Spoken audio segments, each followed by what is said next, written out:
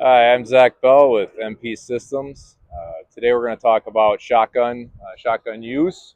First thing with any tool that we work with, we always want to do an inspection. One of the first things that I'm looking for is that the operation is proper and working correctly.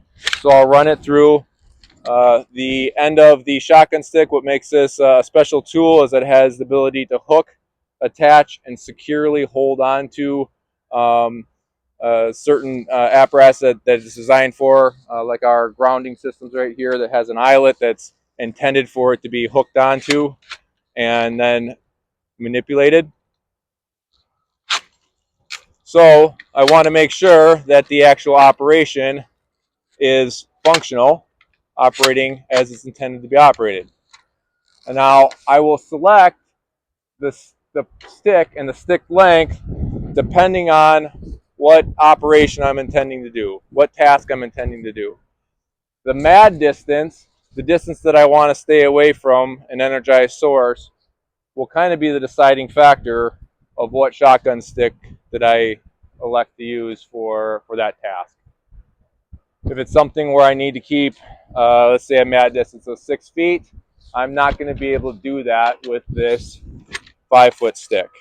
I have to be able to run the stick, choke up here, and run the handle down here. I will not be able to keep the mad distance on a short stick like this.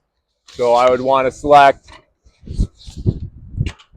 a longer stick that I have the ability to run the operations and still maintain my mad distance of 5 or 6 feet, depending on what I'm looking for.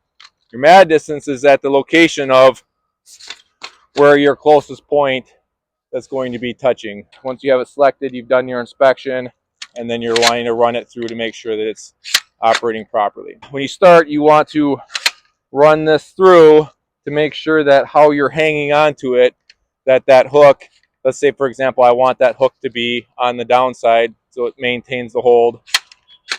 That hook is hanging down low like that. To do that, I will have this button facing my stomach. So my thumb will hit the button and it will face my stomach. If I want it to drop where the hook is up, my finger will compress and it'll face away from me, facing out from my stomach.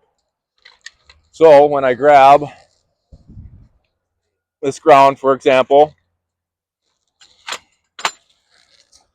and I get done from bringing it down, and I don't want to drop it from this height, but I just want to open it up where it's right at my chest level, I'll make sure that that button is facing my stomach. Slide it forward. I'm going to press the button, push it forward. Now it's still holding. This allows me to bring it to the ground and then release my stick. If I do that opposite,